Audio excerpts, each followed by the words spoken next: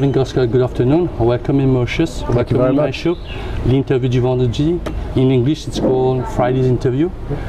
First question, I always tell it, it's the silly question. Who is Kevin Gaskell? Who is Kevin Gaskell? So Kevin Gaskell is an English businessman, family man, sportsman, who has had a lot of fun in the last 30 years building companies and been very, very fortunate to work with some great brands, Porsche, Lamborghini, BMW, but also since then to have built, I think I'm now my 14th company. So that's who I am, that's what I do. I'm passionate about business. Outside business, I enjoy adventures. So I've climbed some of the world's highest mountains. I've walked with my son to the North Pole and the South Pole. And you see, normally this is not what we think of as CEO of Lamborghini or Porsche or BMW. Why have you been in the car industry? Because it's fascinating, it's luxury. These are big cars. Yeah, sure. It's no normal cars. Yeah. No, look, I was asked to run Porsche when I was 32 years old. And I always joke, which isn't really a joke, that the reason they asked me to do it was because nobody else wanted to do it. The business was in acute difficulties. I had been in the company for 5 years, but we were in trouble. We had lost 90% of our sales. We had 3 years inventory of unsold cars, and the business had lost its way. And I proposed to the board a way that we could improve the business. They accepted it. They appointed me as chief exec. And we turned that business around, and with the same group of people, we didn't go out and employ the management all-stars, but with the same group of people, we took that business from number 31 out of 31 all the way up to number 1 out of 31 in 4 years. 4 years? What was the secret? Team spirit, teamwork? Clarity of strategy. Who are we? Where are we going? Excellence of execution. So, simple plan. We build a 1,000-day plan for the business. This is what we're going to focus on. And then we execute it rigorously. Understanding again who our client was, who our customer was, and recognizing why people buy a Porsche. You don't buy a Porsche for transportation. You're buying an experience. And so we transformed the experience. We talked about a world-class level of service. And we took examples from all kinds of different brands, and we pulled those back into our company and transformed the business. Where was it the most difficult part of it? So from scratch, or knowing your clients, the wants, the needs of your clients? I think in the first case, the most difficult part was getting the company to accept that we needed to radically change our thinking, because the business had been hugely successful and then we got lost. So the fact that we needed to make a step change in our thinking took some persuading. The biggest difference we made was starting to include the dealer community into our decision making. So we made the dealers part of our planning. We made the dealers part of our board. We invited them to join, and some of them to join us on the board. And so we had an honesty of communication. And once they were telling us about the client base and what the customers were expecting, we were able to build that change into our business. Was it easy? No, it wasn't easy. Was it easy? No. I always say with business, it's simple, but it's not easy. Simple means clarity of strategy. Where are we going? What does success look like?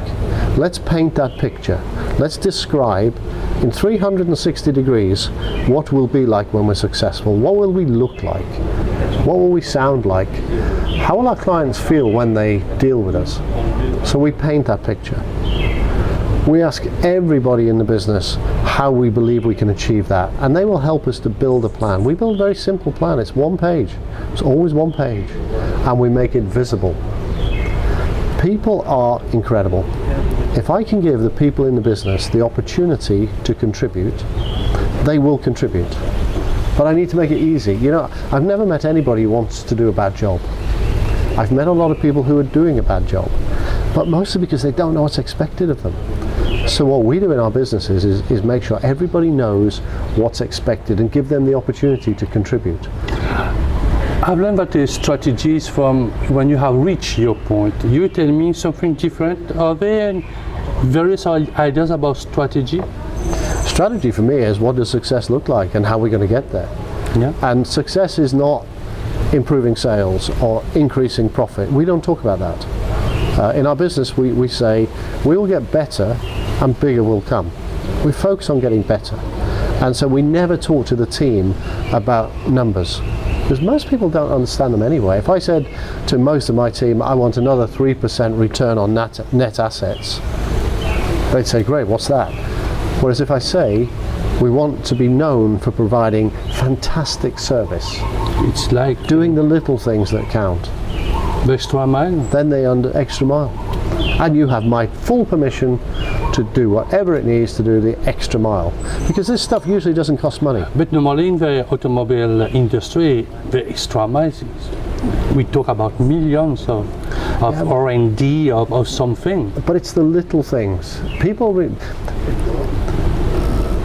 Price is not a number, it's an experience. If you are buying a Porsche for What is cost? whatever it costs here, with your import duties, is quite expensive, but let's say £100,000, numbers I understand, then you're not just buying a car. Nobody needs a Porsche or a BMW or a Lamborghini for transportation. You are buying an experience. You're buying into the brand experience. And so what we did was really focus on the brand experience. We really made sure that if something went wrong, we were there. We recreated the way that we dealt with our client base. We invited the clients in to come and see us, come and see us. Come and see how passionate we are about this fantastic brand. And then you'll see why we care that you enjoy our brand. The customers understood the new way to do things? Yes, yes, because we invited them in. Come and see us. Come for the weekend. Come and spend the weekend with us.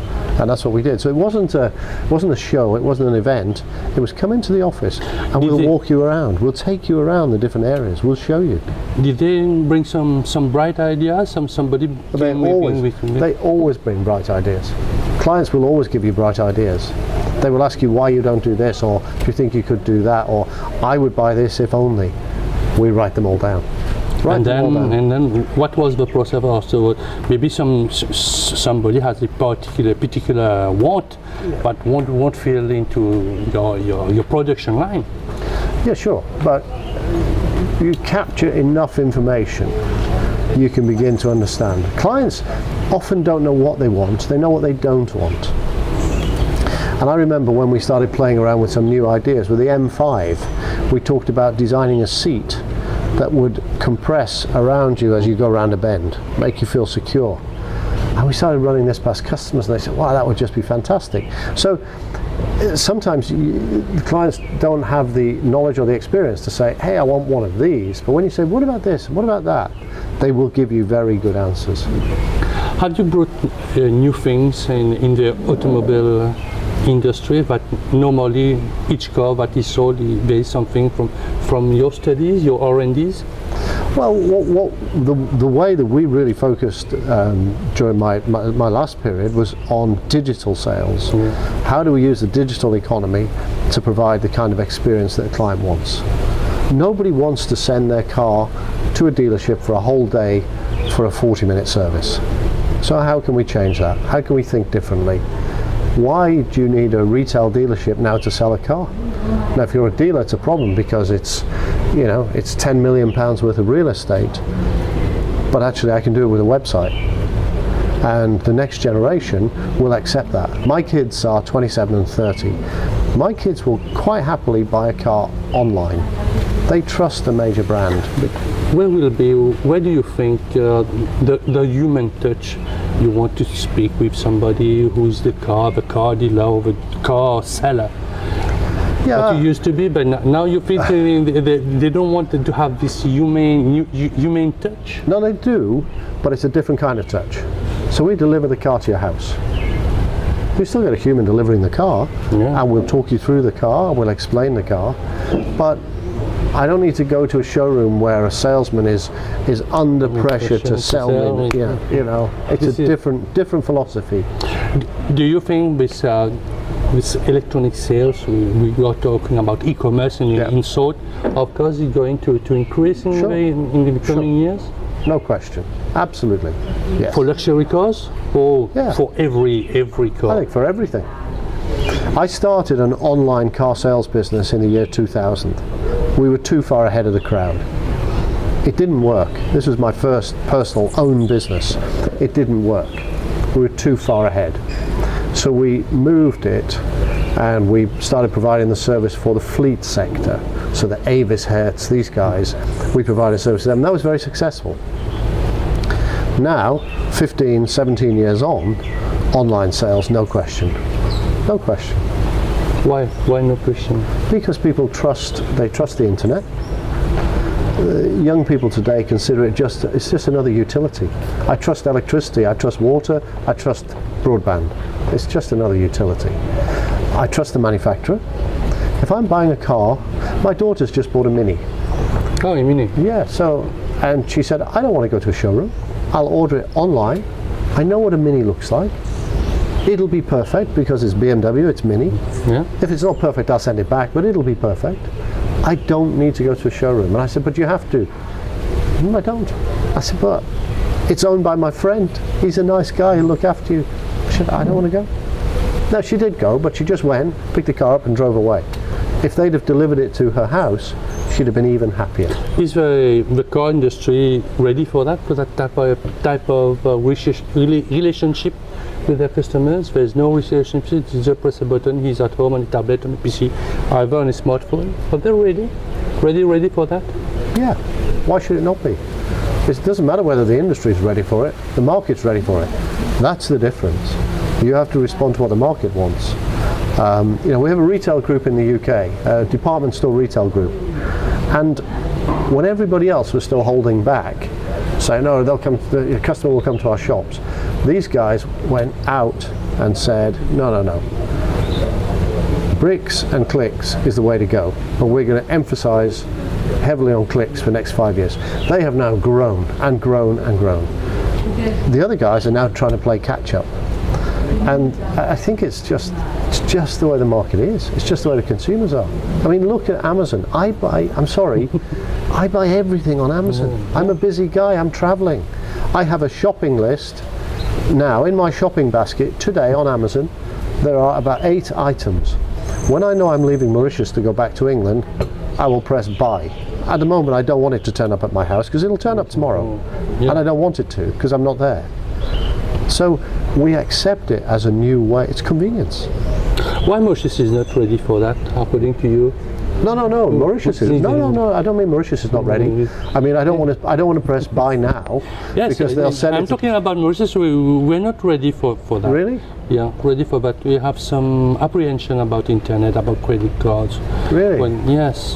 What do you think? It will come. You think because everyone is on AliExpress, Alibaba. Yeah, sure. Sure. So you're Mauritius with Whitefield Business School on leadership. What is a leader, first of all? A leader is somebody who can inspire a team of people to achieve something extraordinary.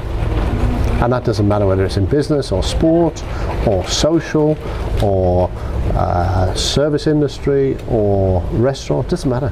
What is a good leader then? A good leader is somebody who makes the team feel that they did it themselves.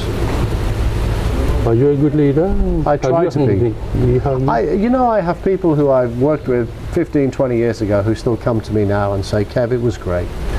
Look what we built. Look at the legacy we created, they'll say, and we did it ourselves. And that's great. All I do is create the culture. I create the framework. And I've just written a book called Inspired Leadership. And within that book, all I share is how through 15 companies now, we have built something extraordinary. Follow the process. Here it is. Give it to you. Here are all the lessons. You don't have to make the mistakes because I've made them all. I've fallen down every bear trap and got out again. And I give to you my approach, which is the structure, which is easy to follow. It's not a do this, then do that. But I illustrate it with the stories of where it went right and where it went wrong. And when it went wrong, what did we do about it? Is it a easy book to follow? You just tell me the 15 steps. Can I follow it? Yeah, absolutely. Yeah, it's not a detailed book. It's a story of how to build a business. And I try to give it to young entrepreneurs. And I say, follow that. Go build your company, or to people with a mature company that isn't, it's plateaued. Here, take this. This will help you to think differently, to take away the limitations. Most limitations in this world are self-imposed. People put them on themselves. Why? Why that? Because they Self-esteem? don't dare to dream. So I say to people, dare to dream. Take away the limits. Imagine. When I go and play in a new company, I'll say to the team, how could you grow this business at 5%? They say, oh, well, we could do this and this and this. I say, okay. How could you grow it at 50%? And they say, you're crazy, 50%. I say, okay, I'll make it easy for you. How could you grow it at 500%? And they go, well, I say, oh, come on, let's play, let's dream. Because there's no reality then. They can't think in reality. So they say, well, the only way we could do 500% is we'll do a new product and we'll build another hotel and then yeah, great, come on guys, keep going, keep going. And we kick it around and we kick it around and we come up with crazy ideas. But you know what, those crazy ideas, some of them become reality. I have 2 businesses at the minute. I currently chair 7 companies. I have 2 businesses this year which are mature companies. These are not fresh startups. One has grown 400% this year and one has grown at 800% this year because we changed our limits. We thought differently. Anybody can do that. Is it easy to think differently or to go along the river? It's easy and difficult to follow the current. Yeah. Most people follow the current, you know? What do they say? Only dead fish swim downstream. You know, it's the truth of it. It's hard work to fight the current, but that's where the growth is. That's where the opportunity is.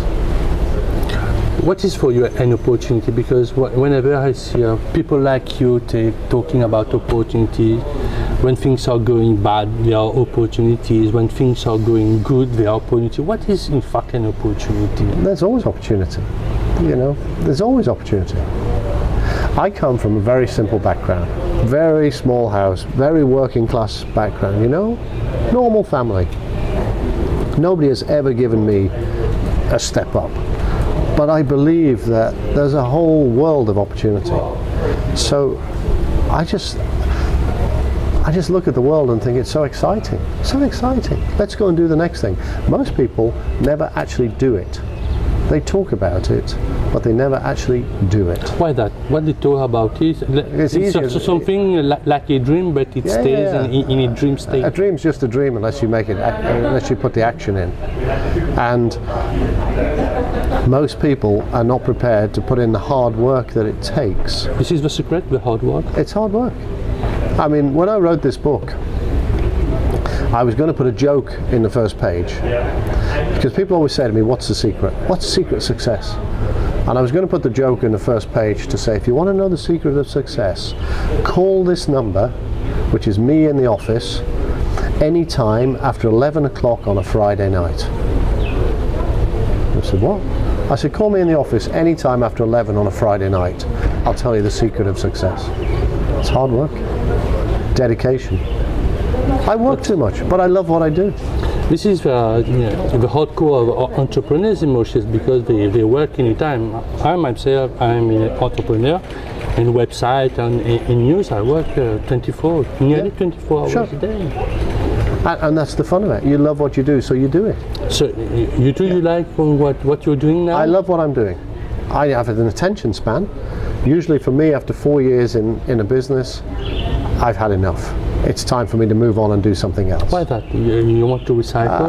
No, it's not good in a CV. Whenever you might be an employer, you see somebody who moves from one company. It's not normally. Yeah, but every 4 years. It's a red market. Oh no, this guy is moving too much. There are problems with him. Not in 4 years. I'd be okay. If it was 4 months, yeah. But if I met somebody who had moved every 4 years, I'd be okay with that. Why that? Because I know somebody's looking for fresh challenge. If they said to me, listen, I grew this from here to here, and then I looked for the next challenge, that's absolutely fine. We are nearly at the end of the interview. What is your next challenge, Kevin Gaskell? My next challenge is to build my own speaking and training and development business, and it's called the Inspired Leaders Group. And you'll find me online. I'm just starting that. And my next personal challenge my next adventure, well, in December this year we're going to walk across America, and that'll be fun. And then in December 2019 with my son, my plan is to row in a rowing race from Spain to the Caribbean. So Why that? What is the thrill in that? Doing something with your son? I love doing it with my son. I mean, in this particular race, there are 3 other guys in the boat, so there are 5 of us rowing. Okay. But it's a little tiny boat, it's open, and we have 3,000 miles to cover. This is your outside time. You're from the. What is the importance of that? Not to be in the business, not to be on the board, not working. Exactly. It clears the hard drive, you know. So Gets the noise out of the way. I have no access to a phone for 3 months. Fantastic. That very hard. Maybe for your son, not you, not me, but for your son, 3 months without a phone, it's. He's used to it. When we walked to the South Pole, that was 2 months. No communication. Why have you chosen to be on this North Pole to see what is the difference with the South Pole? No, I walked to the poles because I wanted to raise money for cancer research because my little sister died of cancer. Oh, okay. So we went to find what could we do to raise a lot of money, which we did, and we built a hospital unit with the money. So that's why we walked. You were happy whenever you've been on zero degrees Yeah. at the north of the 90 degrees it says on zero. Oh yes, for it's 90 degrees. on the GPS it says 90 degrees. What did you feel whenever you were on that tiny? It's a tiny spot on tiny spot, and it moves on the North Pole because the ice is moving. Yeah. It's moving. Oh, here's north. And then you have to keep moving. Oh, there it's gone, and you realise how quickly you're moving. Yeah. But yeah, it's very satisfying. I mean, it's beautiful scenery. It's astonishing. South Pole was astonishingly hard. What is the difference? I don't know. I'm in the islands. What is the difference between the North Pole and the South Pole? The North Pole is just a frozen ocean. Yeah. So you have 2 meters of ice. Yeah. And then there's 2,000 meters of sea. And when we go, it's about minus 35. The South Pole is a continent. Yeah, Antarctica. So you climb up the mountains first onto the central plateau. So the central plateau is at 3,500 meters. Yeah. So you're already at altitude, and then you have to walk a long way. And our coldest day at the South Pole was minus 60 C. So it was pretty cold. Were you happy then when you touched the other pole? Yeah, it was very satisfying. What was you feeling about? What were you feeling? I felt very privileged to do it with my son, you know. I went to both with my son, and I felt very privileged that he wanted to come and that he was prepared to travel with me. The North Pole, there were only 4 of us, so it's a very small team. Very privileged. And what will be the next challenge? I have two minutes with you. Yeah, well, the next challenge is the crossing America by foot, cycle and canoe, kayak. From which cities? From east to west, from west to... From the Caribbean to the Pacific. Yeah. And then the next one is the ocean row. And for work, what is the next challenge? For work, I have 7 companies which I want to grow. Yeah. And my challenge is getting those to the point where I can take my hands off and let the executive team run. Just let them go. The son, your son? No, my son is a doctor. My son is a medical doctor, not involved in business at all. Has no interest in business. My daughter is a scientist, a research scientist, and I don't think she's interested in business either. So Sometimes when you see your kids are not following you. No. What do you feel? Or you say they are happy. No, they're That's happy. the most important thing. Yeah, they do the things they like. They do the things they want to do. They're happy. So no problem for me. Kevin Gaskell, thank you very much. It was a pleasure to meet you. Have a nice Diwali in Mauritius, and see you in coming years in Mauritius for another leadership or another story to tell us. Thank you very much. Thank you very much.